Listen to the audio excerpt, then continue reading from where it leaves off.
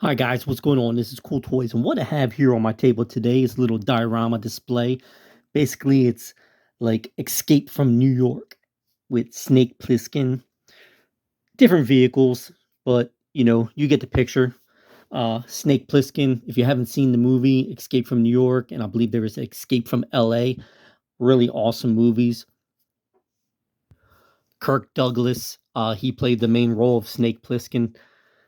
Let's take a look at him real quick. So this is a basically not Snake Plissken, but Snake Plissken from Marauders Gun Runners. You can purchase him all dressed out like this, all decked out. He has soft good cape. I think there's a wire. Maybe there's a wire in it, maybe not. He's got a Uzi. He's got a dagger, and he's got the patch over his eye, just like in the movie. So really awesome. I think he's been out for a few years now, but I saw him at a toy convention the other maybe a year ago, and I picked him up finally. And I'm really glad to have him in my collection. Like I said, I like the movie. If you haven't seen it, you should really go out and watch it. Maybe on like some free channels, maybe even be on YouTube, not sure. And over here on the left is like a service truck and a Cobra Trooper. And I'm basically pretending in this scenario that Snake Plissken, he called for a service truck to come out and repair his. This is, let me move him out of the way. This is actually a 1978 Pontiac Firebird Trans Am. Really awesome. Smokey and the Bandit. Metal opening door. Has an opening hood and trunk. We'll take a look at it in a minute. But that Firebird, man. I've always wanted a Trans Am just like this. Actually, I almost had the chance to buy one when I was in high school back in the day, but never got it because other things were going on, and I think the price actually was a little high. But if you try and buy that now, I'm sure that'll cost you a pretty penny. But a really iconic, awesome vehicle, and it would fit with that storyline of being in New York City at the time of Escape from New York, the movie. And a service truck, you would need it if you had a breakdown. You would call out. And there was that G.I. Joe episode, I forget what it was called, where they went to an alternate reality and like Cobra was in charge. Cobra won the war. They won the war. And there was even like the Dreadnoks. They were like policemen and stuff. So if you've seen that episode, you know the name of it, put it in the comments. And that would take you back to basically, it would be almost like that movie Escape from New York. So without further ado, I'm going to bring the camera in and we'll take a look at the vehicle and the action figures a little bit closer. The building in the back, that was from World Peacekeepers, I believe. I got that back in the day from a store. And we'll check everything out. So stand by. All right, let's take a look at this Pontiac Trans Am Firebird. Really amazing. I believe this was from Misto or Mistu, however you pronounce it. They make, die-cast vehicles, 1/18th scale. They're a little too small to fit an actual 1/18th scale G.I. Joe action figure in, but with some modifications, you can probably maybe remove the screws and like bring down the chair and like flatten it out. And that might be just enough room to put an action figure inside it. Has the T-top windows that slant back, that amazing black and gold color, the rims, the tires, really iconic. Smokey and the Bandit. Trunk only opens about that much, but there is room in there. You could probably put some weapons or what have you inside the back. Trans Am right there, Pontiac there. Really cool. I just love the color scheme of this vehicle. Here's the passenger side. You can see the shifter is in silver chrome. Amazing detail. And like I said, it's metal, and you can open and close these doors and the hood. Let's close the hood. Look at that Firebird. Really cool. And Snake Plissken, let's bring him out. All right, here's a closer look at him.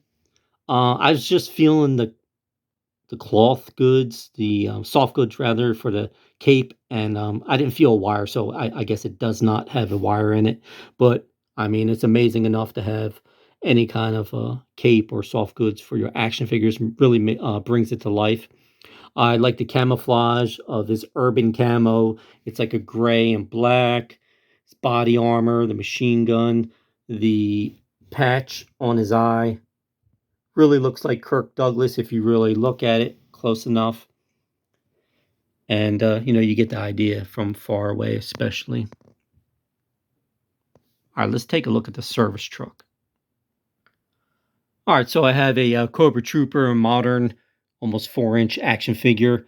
Blends in pretty good with the color scheme. You can just imagine that if I covered this up with a Cobra emblem or just put a Cobra emblem on the side of it, you would really think that this is a Cobra service vehicle. And just like I was talking about with that G.I. Joe cartoon episode where an alternate reality where Cobra was ruling the world and almost all the G.I. Joes um, were no longer in existence. They even come across a skeleton back in the day. I couldn't believe in that episode where they rolled down the hill and they found the dead bodies of some GI Joes and their dog tags, and they were freaking out because the one Joe was bitten by some weird bug and he was freaking out.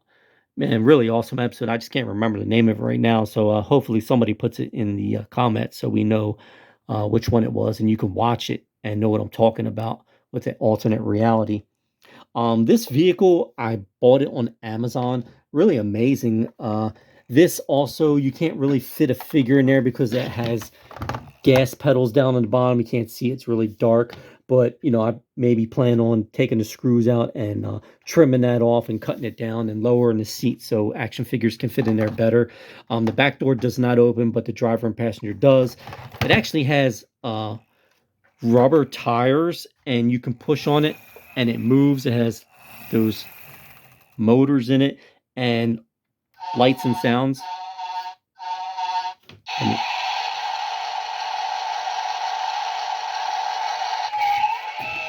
that's the crane. I'll show you the crane.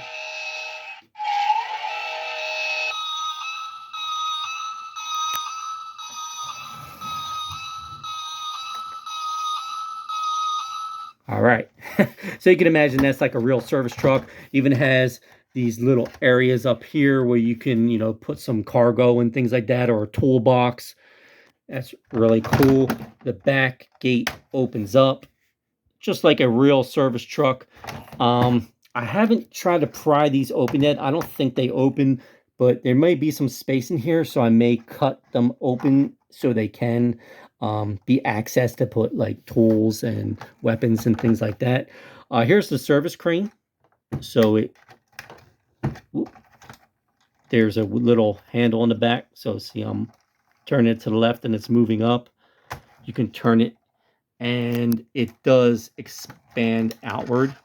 Hang on one second. Okay, that's with it fully extended, and then you can turn the handle on the back. Sorry, the camera's shaking a little bit, but you can turn the handle on the back and it will lower down just like that. So you can imagine, hooking some cables and an engine to it and pulling it out of a car, or, tires. Most vehicles that use these type of vehicles, like this would be called out for a 18-wheeler, and they would replace the tires and they would actually have to strap a tire onto the back of here to lift it up because they're so heavy. So this is a really cool truck. Let's take a look at the passenger side. And it does open again, like I said. But I think I have to trim it down so I can fit some figures in there. But rubber tires, man, you can't beat that. So cool. And actuator, I mean, like it or hate it, it has it. You could just push it and it keeps rolling. I may remove that. Not a big fan of those. But let's pull this back. The hook is like backwards. I may turn it around. I don't know if they did that on purpose or by mistake. And not last but least, let's look at this building. So this is the World Peacekeepers building. Not sure the actual name of it. I think I may still have the box for it. I may not. But Really cool. This is like a blown out building. You can imagine it in a war zone. You could possibly, paint this and make it look like it's brand new, or make it look even older than it is right now. So it would look like it was in a war zone. But really cool. It has an upper deck area on the back. Here is from inside. It came with like a field table and some chairs, and actually like a board with a map on it. So it was really cool. You can make it like a headquarters. Has stairs that go up through the side. There's a ladder, and there's an actual hatch right here that leads up to the roof deck area. Close that, put a whole bunch of troops up here, what have you. There's the side ladder, side view. But it's nice for a background building for any kind of dioramas. I really would like to make a whole diorama area where it looks like real grass, or concrete, or blown up road, things like that. Let me set up these vehicles one more time for a final display. I'm pretending in a scenario that Snake Plissken called in the service truck as a ploy to bring in a Cobra trooper so he can get some revenge on Cobra. Just pretending like he's a broke down civilian in his vehicle. The service truck pulls up. Cobra trooper is walking over to check and see, hey man, what's going on? And before the Cobra trooper recognizes that it's Snake Plissken, he pulls out his Uzi. Pop, pop, pop, pop, pop, pop. Boom. There you go. So, little diorama, little story. Snake Plissken and his Firebird Trans Am. Really amazing, really cool. Taking out the trash. All right, so you guys let me know what you think. Do you have any of these vehicles, any of these action figures? Is it a pretty cool setup? You can use vehicles that don't really fit your action figures, but with some modifications, I'm sure you could make them fit, or just leave them as vehicles in the background. So thanks again for watching. This was Cool Toys. Please comment, like, subscribe. Later. Call me Snake. Some of them have